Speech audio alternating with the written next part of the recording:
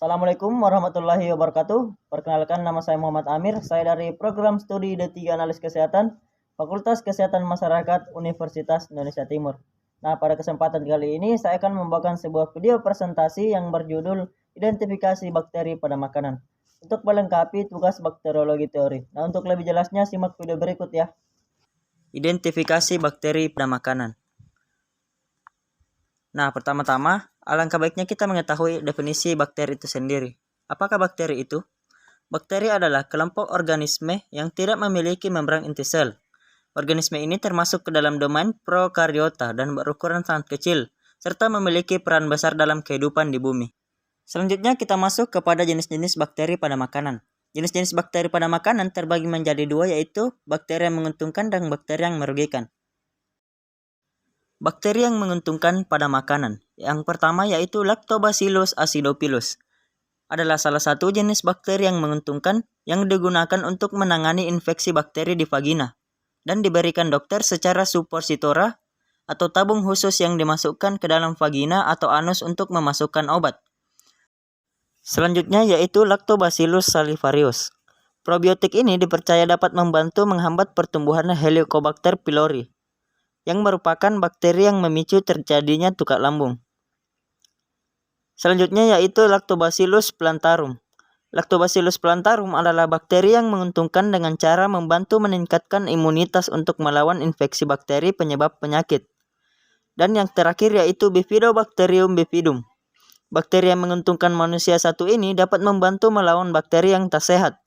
Menurut studi, bakteri ini juga membantu meredakan gejala Irritable Bowel Syndrome atau IBS, gangguan kronis pada usus besar. Selanjutnya adalah bakteri yang merugikan pada makanan, yaitu yang pertama Escherichia coli.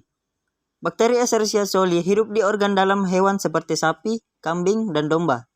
Bakteri ini biasanya terdapat pada daging yang kurang matang, susu murni yang tidak dimasak, serta air yang terkontaminasi. Yang kedua yaitu Campylobacter. Campylobacter jejuni adalah bakteri berbentuk spiral yang tumbuh pada sapi dan ayam. Menginfeksi hewan ternak tanpa adanya gejala. Mayoritas orang yang terinfeksi bakteri ini merasakan diare, sakit perut, dan demam sekitar 2-5 hari. Bakteri yang ketiga adalah Listeria. Bakteri Listeria adalah bakteri yang ditemukan pada tanah dan air. Bakteri ini juga terdapat pada makanan mentah, makanan beku, dan susu yang tidak dimasak. Gejala infeksi bakteri ini antara lain demam dan menggigil, sakit kepala, perut yang tidak nyaman, dan muntah. Selanjutnya yaitu bakteri Vibrio. Adalah bakteri yang hidup di air laut dan biasa ditemukan pada makanan laut atau seafood. Bakteri ini bisa menginfeksi orang yang makan masakan laut mentah atau kurang matang. Selanjutnya adalah faktor-faktor yang memicu pertumbuhan mikroba atau bakteri patogen pada makanan. Yang pertama yaitu cara memasak makanan yang kurang matang. Yang kedua, suhu penyimpanan makanan yang tidak sesuai. Yang ketiga, hygiene dan sanitasi yang kurang baik. Yang keempat adalah alat-alat yang tercemar.